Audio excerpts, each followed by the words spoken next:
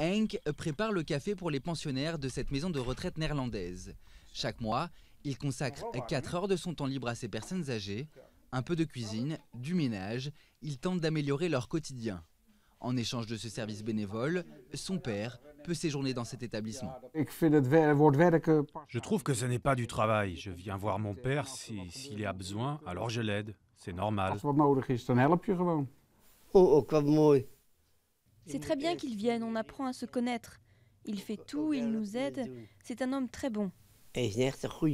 Famille, amis, chaque résident doit proposer l'aide d'un de ses proches en échange du service rendu par l'établissement. C'est la règle mise au point par cette maison de retraite de Gouda. Une initiative propre à la direction qui se fond parfaitement dans la société de participation. Un bouleversement social et économique imaginé par le Premier ministre Mark Rutte. Les principales critiques portaient sur le caractère obligatoire. C'est une obligation morale et cela ne concerne que 4 heures par mois.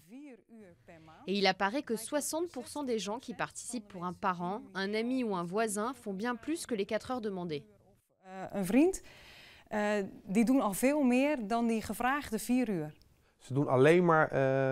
ne font que discuter, se promener. Ils ne lavent pas, ils n'habillent pas, ils n'aident pas pour aller aux toilettes. Ça, c'est nous qui le faisons. Les bénévoles ne font pas acte de soin, juste des petites choses pour lesquelles nous n'avons pas toujours assez de temps.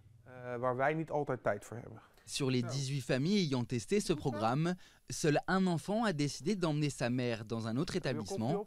Alors que les Pays-Bas sont toujours considérés comme l'un des meilleurs endroits au monde pour vieillir, les plus de 65 ans représenteront en 2050 plus de 26% de la population néerlandaise.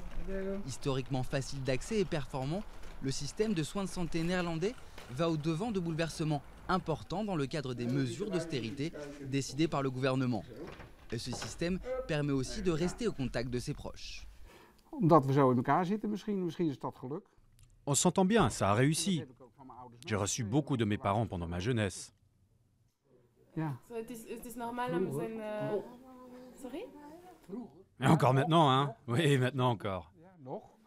Le secrétaire d'État à la santé a salué l'initiative de cette maison de retraite, mais le gouvernement néerlandais veut aller plus loin.